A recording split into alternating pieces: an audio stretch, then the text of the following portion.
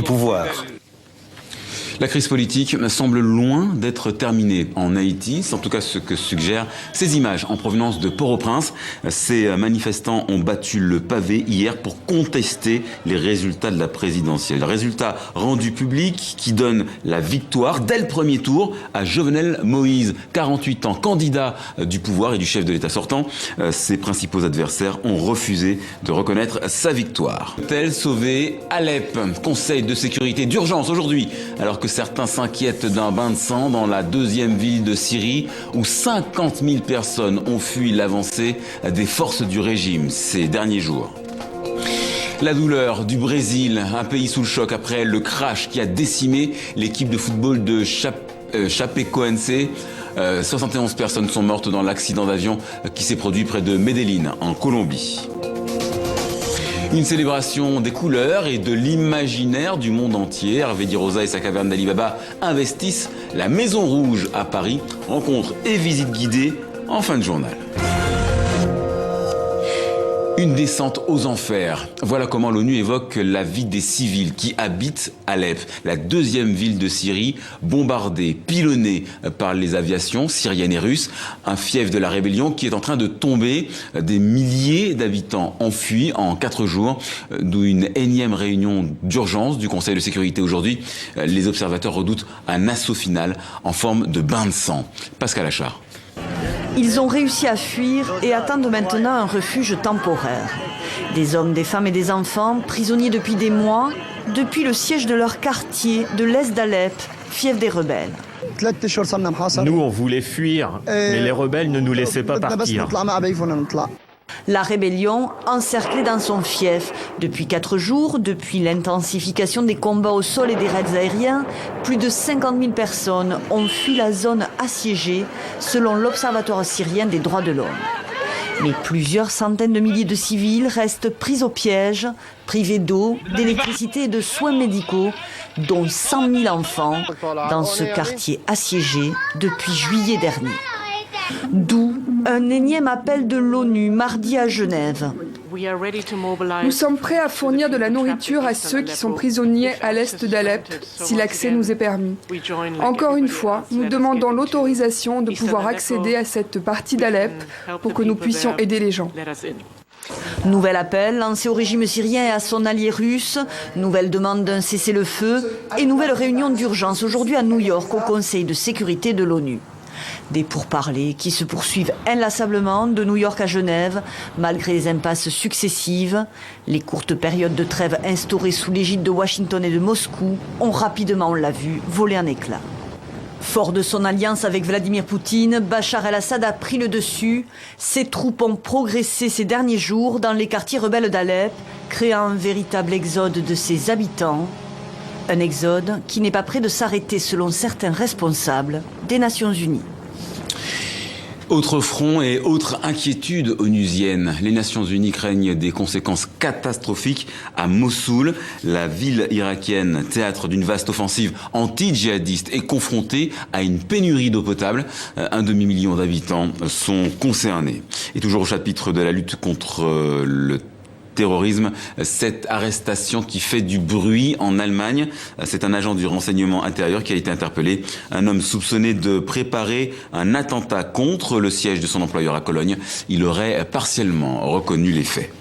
Signé EI, le groupe État islamique, a revendiqué l'attaque de l'université de l'Ohio.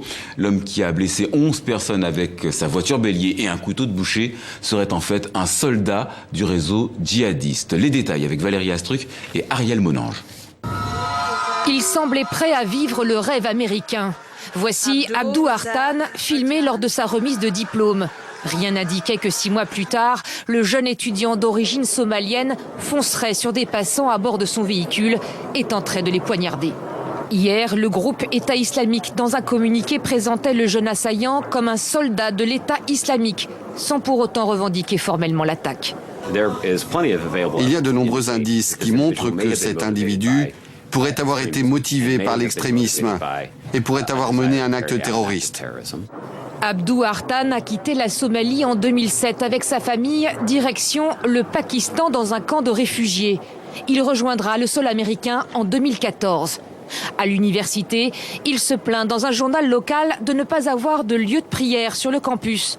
La veille de son passage à l'acte, il laisse un message sur Facebook. « Au nom d'Allah, nous ne vous laisserons plus dormir tranquille tant que vous ne laisserez pas les musulmans en paix. » Les enquêteurs parlent d'un jeune homme auto-radicalisé récemment. Ses voisins, eux, n'ont rien vu venir. Il était très gentil et très apprécié des gens. Il était une personne présentable et il ne semblait poser aucun danger. L'attaque a fait 11 blessés. Le mode opératoire, une voiture qui percute des piétons, rappelle l'attentat de Nice le 14 juillet dernier. Heureusement que la voiture a percuté un muret en béton, parce que sinon il aurait fauché 40, 50 personnes. À ce stade, les enquêteurs américains refusent de qualifier cette attaque d'attentat terroriste. Pour le faire, ils veulent avoir la preuve que l'assaillant a bénéficié de complicité et du soutien logistique direct du groupe État islamique. Président élu cherche son chef de la diplomatie. Donald Trump hésite encore. C'est peut-être pour le sonder qu'il a donc dîné avec Mitt Romney, républicain modéré, candidat malheureux à la présidentielle américaine en 2012. C'est un des noms qui circulent pour le secrétariat d'État.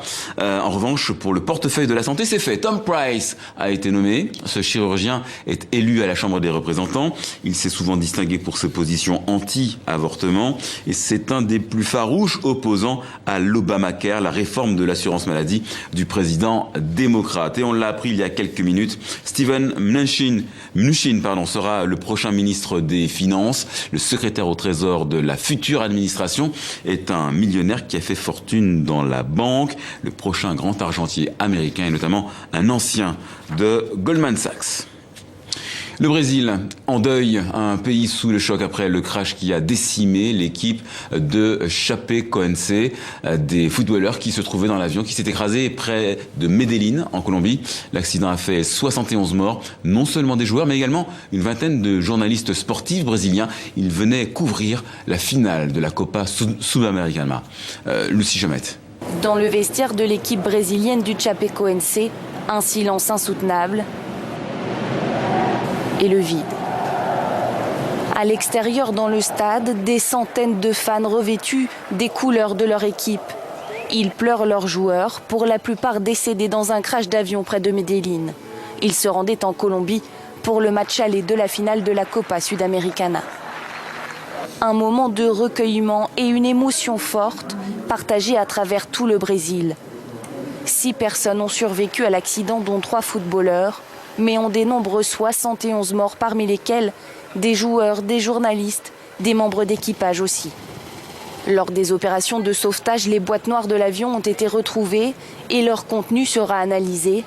En Colombie, l'équipe adverse du Chapecoense souhaite que la coupe soit remise aux joueurs à titre posthume. Michel Temer, le président brésilien, a annoncé 3 jours de deuil national. La paix à l'unanimité, 75 voix pour, 0 contre. En Colombie, le Sénat a approuvé le nouvel accord de paix entre le gouvernement et les FARC. Nouveau compromis signé le 24 novembre dernier. Un texte de 300 pages renégocié après l'échec du référendum d'octobre dernier pour être définitivement validé. Ce pacte qui transforme la guérilla en parti politique, eh bien ce pacte doit encore être approuvé par la Chambre des députés. Fidel n'est pas mort, un slogan en forme d'hommage au père de la révolution cubaine. Fidel Castro est décédé vendredi à 90 ans, mais les hommages sont à la mesure de la légende. Suite de la semaine de deuil décrétée dans l'île castriste, des centaines de milliers de personnes se sont massées place de la Révolution à La Havane, où des dirigeants amis du régime se sont succédés à la tribune. Claude Ayer. Sur la place de la Révolution à La Havane hier soir, l'hommage du président sud-africain Fidel Castro, le temps où des mercenaires de son pays combattaient le corps expéditionnaire cubain envoyé défendre l'Angola est bien loin. Cuba ne cherchait pas de l'or, des diamants ou du pétrole en Afrique. Les Cubains voulaient seulement la liberté. Et qu'on arrête de traiter l'Afrique comme une cour de récréation pour les nations puissantes. alors que des gens souffraient. À l'inverse de nombreux dirigeants sud-américains, l'artisan du rapprochement de Cuba et des États-Unis, Barack Obama, brillait par son absence. Quant aux Européens, seule la Grèce était représentée au plus haut niveau. Loin d'ici en Grèce, nous nous battons pour la justice et l'égalité. L'exemple de Fidel nous accompagne et nous accompagnera toujours dans ces batailles, dans nos victoires et nos défaites, dans nos défis et nos engagements. Face à la tribune officielle, des centaines de milliers d'habitants de la capitale. Pour certains peut-être parce qu'il valait mieux y être. Mais pour de très nombreux Havanais, la manifestation d'un vrai deuil. C'est comme être triste sans avoir envie de pleurer. Ce n'est pas une tristesse où l'on verse des larmes, c'est une tristesse profonde, une douleur qui vous traverse.